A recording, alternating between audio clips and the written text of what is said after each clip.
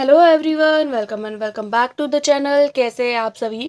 हम लोग तैयारी कर रहे हैं सीटेट दिसंबर 2024 की, जिसमें मैं आप लोगों के साथ में सीडीपी के प्रीवियस ईयर क्वेश्चंस डिस्कस कर रही हूं। इससे पहले मैंने आप लोगों के साथ में दो क्लासेस जो है वो प्रीवियस ईयर क्वेश्चंस के ऑलरेडी डिस्कस कर चुकी हूँ, यानी कि 30 क्वेश्चन जो है वो हम लोग डिस्कस कर चुके हैं। आज के हमारी ये जो वीडियो है वो नेक्स्ट सीडीपी के प्रीवियस ईयर क्वेश्चन ही होने वाले हैं।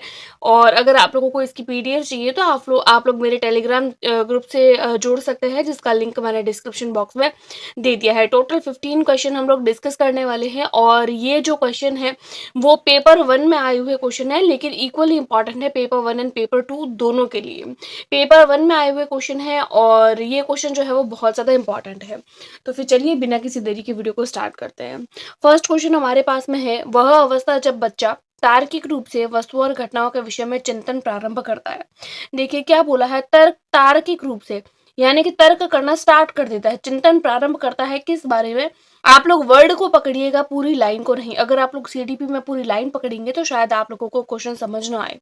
क्या बोला है, बच्चा तर्क करना प्रारंभ करता है। तो देखिए बच्चा संवेदी प्रेरक अवस्था तो ऐसी अवस्था होती है 0 से लेकर 2 वर्ष तक। इसमें तो बच्चा तर्क नहीं कर सकता। औपचारिक संक्रियात्मक अवस्था जो होती है वो तो फॉर्मल होती है, यानी 11 से अबव होती है, 11 से भी प्लस होती है। पूर्व संक्रियात्मक अवस्था ऐसी होती है जिसमें बच्चा जो है वो तर्क नहीं कर सकता। उसके बाद में आता है मूर्त संक्रियात्मक अवस्था। तो मूर्त संक्रियात्मक अवस्था ऐसी होती है जिसमें बच्चा तर्क करना प्रारंभ करता है।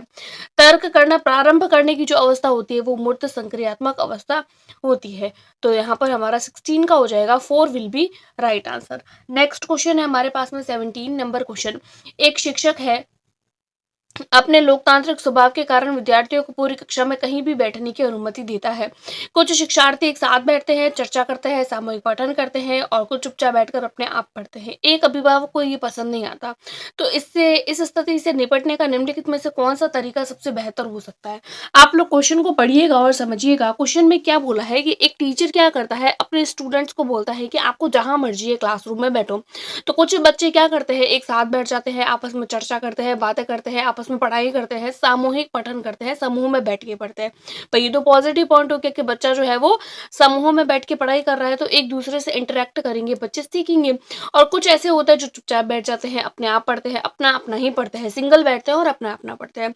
लेकिन कुछ पेरेंट्स ऐसे हैं जिनको ये बात पसंद नहीं आती है। तो ऐसे में अगर आप टीचर है तो हम क्या करेंगे इसके लिए। अभिभावक यानी कि जो अभिभावक जिनको ये चीज पसंद नहीं आ रही है पेरेंट्स को, तो वो प्रधानाचार्य से उस शिक्षक की शिकायत करेंगे। यानी कि अगर हम अभिभावक होते तो हम क्या करते, शिकायत करते प्रिंसिपल सर से, या अभिभावकों को प्रधानाचार्य से अनुरोध करना चाहिए कि वे बच्चों का अनुभाग ही बदल दे। बच्चे यानी कि वो बच्चे का जो है वो सेक्शन चेंज कर ले, कि जो बच्चे समूह में बैठ रहे हैं उनको अलग बिठाओ, और जो बच्चे चुपचाप बैठ रहे हैं उनको अलग बिठाओ। तो ऐसे करेंगे तो ये तो नेगेटिव पॉइंट हो गया। पर इससे शिकायत करना, बच्चे को अलग कर देना, ये तो कोई पॉजिटिव चीजें नहीं होती।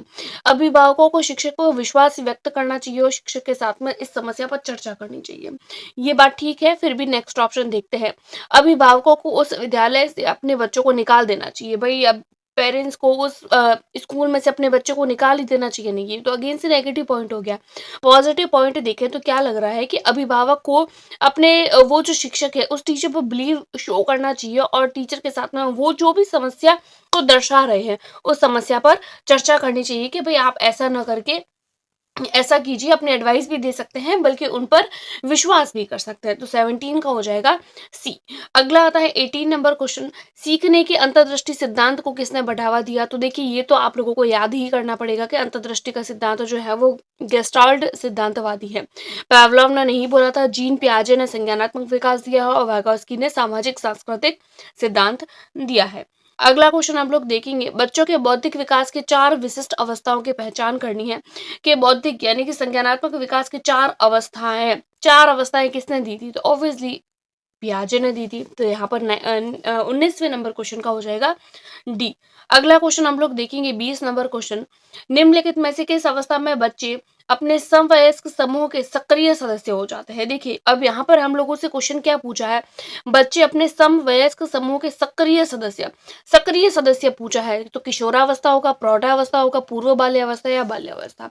भाई बच्चे अपने समवयस्क समूह के सदस्य तो बन जाते हैं, सदस्य बनते हैं बाल्यावस्था में, लेकिन सक्रिय सदस्य एकदम एक्टिव हो जाते हैं, तो एकदम एक्टिव बच्चे होते हैं किशोरावस्था में। इस लाइन को आप लोग याद रखिएगा। बाल्यावस्था में केवल सदस्य बनते हैं, लेकिन सक्रिय कब बनते हैं, तो किशोरावस्था में। तो अगर आप लोगों को ये दिया जाए ना कि निम्नलिखित में से किस अवस्था में बच्चे अपने समवयस्क समूह के सदस्य बन जाते हैं, जब सदस्य आता है तो बाल्यावस्था होगा और सक्रिय सदस्य आ जाता है तब किशोरावस्था होगा। तो 20वें का हमारा हो जाएगा ए। अगला क्वेश्चन है हमारे पास में 21 नंबर क्वेश्चन। बच्चों की सीखने की प्रक्रिया में माता पिता को डैश की भूमिका निभानी चाहिए। भाई पेरेंट्स को नकारात्मक भूमिका तो नहीं निभाएंगे, अग्रोन्मुखी, सहानुभूतिपूर्ण और तटस्थ। भाई किसी के भी साथ में, चाहे अपना बच्चा हो चाहे किसी और का हो, सहानुभूतिपूर्ण हमें कभी भी व्यवहार नहीं दर्शाना है किसी भी तरीके के बच्चे के लिए, नहीं नकारात्मक। उसके बाद में आता है तटस्थ। तटस्थ कोई पॉजिटिव पॉइंट नहीं होता है, आता है अग्रोन्मुखी। यानी कि एक पेरेंट्स होने के नाते आप बच्चों के साथ में अग्रोन्मुखी, यानी कि बच्चे के साथ में जो है वो एक अच्छा बिहेवियर हम करेंगे एक पेरेंट्स होने के नाते। अगला क्वेश्चन आता है 22 नंबर क्वेश्चन। विकास कभी न समाप्त होने वाली प्रक्रिया है, यह विचार किसने दिया। भाई विकास जो है वो कभी भी खत्म नहीं होता है, यानी कि विकास जो है वो निरंतर चलता ही रहता है। हाँ, अप डाउन होता रहता है, लेकिन किस तरीके से चलता है, ये ऊपर जाता है, कभी स्लो होता है और फास्ट होता है, स्लो होता है, फास्ट होता है, स्लो होता है। तो ये सिद्धांत किससे रिलेटेड है, तो विकास कभी समाप्त नहीं होता है, यानी लगातार चलता रहता है, निरंतर चलता रहता है। तो आप देख लीजिए इस तरीके का वर्ड आप लोगों को कहाँ दिख रहा है। अंतः संबंध का सिद्धांत, निरंतरता का सिद्धांत, एकीकरण का सिद्धांत और अंतः क्रिया का सिद्धांत। ये जो सिद्धांत है वो कभी ना समाप्त होना, यानी निरंतर चलना। तो ये जो सिद्धांत है वो निरंतरता का सिद्धांत कहलाएगा। तो 22 नंबर क्वेश्चन का हो जाएगा हमारा बी ऑप्शन। अगला क्वेश्चन है 23 नंबर क्वेश्चन। वह कौन सा स्थान है जहां बच्चे के संज्ञानात्मक विकास को सबसे बेहतर तरीके से परिभाषित किया जा सकता है। देखिए क्या पूछा है, संज्ञानात्मक विकास को, बच्चे का संज्ञानात्मक विकास को कहाँ बेहतर तरीके से परिभाषित कर सकते हैं। खेल का मैदान, विद्यालय और कक्षा, पर्यावरण, सभागार और घर। देखिए क्या बोला है, संज्ञानात्मक विकास की बात हो रही है। संज्ञानात्मक विकास खेल के मैदान में भी होगा, विद्यालय और कक्षा पर्यावरण में भी होगा, घर में भी होगा और सभागार में भी होगा। लेकिन हमको क्या बोला है, सबसे बेहतर तरीके से। तो सबसे बेहतर तरीके से तो एक तो विद्यालय में और एक क्लासरूम में बच्चे का संज्ञानात्मक विकास सबसे बेस्ट तरीके से होगा। 24 नंबर क्वेश्चन है, निम्नलिखित में से कौन सा बुद्धिमान बच्चे का लक्षण नहीं है पूछा है। वो बच्चे जो लंबे निबंधों को बहुत जल्दी रटने की क्षमता रखते हैं। भाई रटने की क्षमता रख रहे हैं तो क्या वो बुद्धिमान हो जाएगा, नहीं। ये हम लोगों से पूछा है, नहीं पूछा है। अगला अगला क्वेश्चन ऑप्शन है हमारे पास में, वह जो प्रवाहपूर्ण और उचित तरीके से संप्रेषण करने की क्षमता रखता है। ये हो सकता है, लेकिन फिर भी बेस्ट ऑप्शन चूज करना है। वह जो अमूर्त रूप से सोचता रहता है, वो जो नए परिवेश में स्वयं को समायोजित करता है। आप क्वेश्चन देखिए, क्वेश्चन में क्या बोला है, निम्नलिखित में से कौन सा बुद्धिमान बच्चे का लक्षण नहीं है। भाई जो प्रवाहपूर्ण पढ़ रहा है, उचित तरीके से संप्रेषण कर रहा है, बात कर रहा है, तो वो तो बुद्धिमान हुआ, ये नहीं होगा।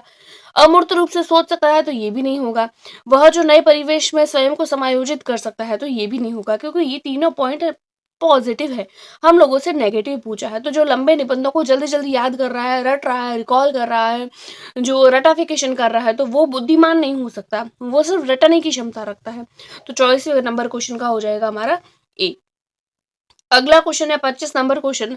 डैश को एक अभिप्रेरित शिक्षण का संकेतक माना जाता है, यानी अभिप्रेरित शिक्षण है, यानी कि ऐसी पढ़ाई जो बहुत पॉजिटिव तरीके से कराई है। तो वो क्या है, कक्षा में अधिकतम उपस्थिति, शिक्षण द्वारा दिया गया उपचारात्मक कार्य, विद्यार्थी द्वारा प्रश्न पूछना, कक्षा में एकदम खामोशी। भाई क्लासरूम में अगर सबसे ज्यादा उपस्थिति है तो इसका मतलब ये है कि क्लासरूम में बहुत अच्छी पढ़ाई हो रही है, नहीं, कोई जरूरी नहीं है। क्योंकि कई बार बच्चे फन के लिए भी स्कूल आते हैं, पेरेंट्स के दबाव के कारण भी स्कूल आते हैं, और कुछ बच्चे पढ़ने के लिए भी आते हैं। बहुत सारे रीजंस होते हैं उपस्थिति अधिक होने के। कक्षा में एकदम खामोशी है तो क्या मतलब, जब टीचर एकदम बच्चे को साइलेंट तरीके से बिठा के रख रहा है तो वो शिक्षण कभी भी अच्छा नहीं होता है। विद्यार्थियों द्वारा प्रश्न पूछना, शिक्षण द्वारा दिया गया उपचारात्मक कार्य। भाई अभिप्रेत शिक्षण है, यानी टीचर अच्छे तरीके से पढ़ा रहा है, तो इसका मतलब है कि बच्चा जो है वो अच्छे तरीके से क्वेश्चन कर रहा है। अगर बच्चा क्वेश्चन ज्यादा से ज्यादा कर रहा है, अगर आप लोगों को किसी भी जगह पे ये पॉइंट दिख जाए कि बच्चे द्वारा जो है वो क्वेश्चन किया जाता है, तो ये ऑप्शन आप लोगों का राइट हो जाएगा। तो 25 नंबर क्वेश्चन का हो जाएगा आप लोगों का सी। अगला क्वेश्चन है 26 नंबर क्वेश्चन। निम्नलिखित में से कौन सा बच्चे की सामाजिक मनोवैज्ञानिक आवश्यकताओं से संबंधित नहीं है। सामाजिक मनोवैज्ञानिक से रिलेटेड नहीं है। आप लोग वर्ड पकड़िएगा, मैंने पहले भी बताया है, हम लोगों को क्वेश्चन नहीं पकड़ना है, हम लोगों को सिर्फ वर्ड पकड़ने हैं। बोला है सामाजिक मनोवैज्ञानिक और नहीं, तो यहाँ पर क्या देख लीजिए, सामाजिक अनुमोदन और सराहना की आवश्यकता, भाई ये तो होगा क्योंकि बच्चा समाज से इंटरेक्ट कर रहा है, तो ये गलत हो जाएगा। संवेगात्मक सुरक्षा, तो ये भी समाज से रिलेटेड होती है। शरीर से अपशिष्ट पदार्थों को नियमित रूप से बाहर निकालना और संगति की आवश्यकता, भाई संगति, भाई समाज में रह रहा है तो बच्चे को संगति तो होगी किसी न किसी की, तो 4 भी नहीं होगा। तो यहाँ पर हम लोगों से नहीं पूछा है, तो नहीं हो जाएगा कि भाई शरीर से अपशिष्ट पदार्थों को बाहर निकालने का समाज से क्या रिलेटेड है, कोई रिलेशन नहीं है, तो 26वें का हो जाएगा हमारा सी। अगला क्वेश्चन है हमारे पास में 27 नंबर क्वेश्चन, मन का मानचित्रण किससे संबंधित है? बोझ या समझ बढ़ाने की तकनीक, बोध या समझ बढ़ाने की तकनीक से, साहसिक कार्यों की क्रिया योजना से, मन का चित्र बनाने से, या मन की क्रियाशीलता पर अनुसंधान करने से। तो मन के मानचित्र का मतलब होता है मन की क्रियाशीलता, मन कितना एक्टिव है, माइंड कितना एक्टिव है, मन का मानचित्रण वही होता है। अगला आता है 28 नंबर क्वेश्चन, विशेष रूप से प्रारंभिक स्तर पर विद्यार्थियों के सीखने संबंधी समस्याओं को संबोधित करने पर बेहतर तरीका कौन सा हो सकता है? क्या पूछा है? विशेष रूप से प्राथमिक स्तर, कौन सा स्तर है? प्राथमिक स्तर। और विद्यार्थियों को सिखाने से रिलेटेड कौन सी एक बेस्ट चीज हो सकती है? दो ही वर्ड पकड़ने हैं, एक तो प्राथमिक स्तर का बच्चा है यानी 1 to 5 का, और बच्चे को सिखाना है, तो सिखाने के लिए क्या करेंगे? अक्षमता के अनुरूप विभिन्न शिक्षण पद्धतियों का उपयोग करेंगे, यानी कि क्लासरूम के अंदर हम लोगों को पता है हम समावेशी शिक्षा की बात करते हैं, और समावेशी शिक्षा में अलग अलग तरीके के बच्चे होते हैं, तो उनके लिए अलग अलग शिक्षण विधियों का उपयोग करते हैं। तो ये बात तो ठीक लग रही है, लेकिन फिर भी बेस्ट ऑप्शन चूज करते हैं हम लोग। महंगी और चमकदार सहायक सामग्री का उपयोग करना नहीं, अगर हम काम वाली चीज भी ला रहे हैं ना, तो वो बच्चे के लिए बेस्ट होगी। सरल और रोचक सहायक सामग्री का उपयोग ये हो सकता है। कहानी कथन पद, भाई कहानी पढ़ाना बच्चे को, जरूरी नहीं है कि हर तरीके की कहानी बच्चे को, हो सकता है क्लासरूम में ऐसा बच्चा हो जो सुनने में असक्षम हो, तो वो कहानी कैसे चूज करेगा, सुनेगा, नहीं सुन सकता। और सरल और रोचक रोचक सहायक सामग्री का उपयोग, भाई ऐसी सहायक सामग्री जो देखने योग्य हो, लेकिन अगर बच्चा देख ही नहीं पा रहा है, वो आंखों से ब्लाइंड है, या फिर उसको कुछ कम दिखाई देता है, तो क्या बच्चा देख पाएगा? नहीं, तो ये बेस्ट कैसे हुई? हमको क्या बोला है फर्स्ट ऑप्शन में, अक्षमता के अनुरूप विभिन्न शिक्षण पद्धतियों का उपयोग, भाई विद्यार्थियों की सीखने संबंधी समस्याएं आ रही है, तो अलग अलग बच्चे की अलग अलग समस्या होती है, अलग अलग अक्षमता होती है, तो उसके अनुरूप ही विभिन्न प्रकार की शिक्षण पद्धतियों का हम उपयोग करते हैं। तो 28वें का हो जाएगा हमारा ए। अगला नंबर क्वेश्चन 29वां, अगेन से जीन पियाजे से रिलेटेड, पियाजे के अनुसार निम्नलिखित में से कौन सी अवस्था में बच्चा अमूर्त संकल्पनाओं के विषय में तार्किक चिंतन आरंभ करता है? तार्किक चिंतन आरंभ करता है, इससे पहले मैंने आप लोगों से एक और क्वेश्चन कराया है, तार्किक चिंतन आरंभ कर देता है, तो वो कर लेता है आप लोगों से औपचारिक संक्रियात्मक अवस्था में। यहाँ पर 29वें का हो जाएगा आप लोगों का बी। लास्ट क्वेश्चन है हमारे पास में, निम्नलिखित में से कौन सा शिक्षार्थियों में सृजनात्मकता को पोषित करता है? सृजनात्मक यानी क्रिएटिविटी को कौन जो है वो ऑप्शन अच्छा लग रहा है? अच्छी शिक्षा के व्यवहारिक मूल्यों के लिए विद्यार्थियों का शिक्षण, प्रत्येक विद्यार्थी की अंतर्जात प्रतिभाओं का पोषण करने और प्रश्न करने के अवसर उपलब्ध करवाना, ये बेस्ट लग रहा है, फिर भी आगे पढ़ेंगे। विद्यार्थी जीवन के प्रारंभ में उपलब्धि के लक्ष्यों पर बल देना, परीक्षा में अच्छे अंकों के लिए विद्यार्थियों को कोचिंग कराना, भाई अच्छे प्राप्तांकों के लिए अगर हम कोचिंग करा रहे हैं तो बच्चा क्रिएटिव कैसे होगा? क्रिएटिव तो नहीं होगा। विद्यार्थियों विद्यालयी जीवन के प्रारंभ में उपलब्धि के लक्ष्यों पर बल देना, भाई उपलब्धि पर लक्ष्य, उपलब्धि के जो भी लक्ष्य है कि आपको जो हासिल करना है उसके लिए आप कुछ भी करो, लेकिन करो विद्यालय के प्रारंभ में ही नहीं, ये तो नहीं होगा, क्योंकि बच्चे को क्रिएटिव बनाना है, क्रिएटिविटी से रिलेटेड चीज है। अच्छी शिक्षा की व्यवहारिक मूल्यों के शिक्षण, विद्यार्थियों का शिक्षण, व्यवहारिक मूल्य, भाई बात सृजनात्मक की हो रही है तो व्यवहारिक मूल्यों की बात कैसे करेंगे हम? नहीं। अंतर्जात प्रतिमाओं का पोषण करेंगे और प्रश्न करने के उपलब्ध अवसर उपलब्ध कराएंगे। बच्चा क्रिएटिव कब होगा? जब बच्चा मैक्सिमम तरीके से क्वेश्चन करेगा, जितने ज्यादा क्वेश्चन बच्चा करेगा उतना ज्यादा बच्चा एक्टिव होगा। तो इसी के साथ में हम लोगों ने आज 15 क्वेश्चन और डिस्कस किए।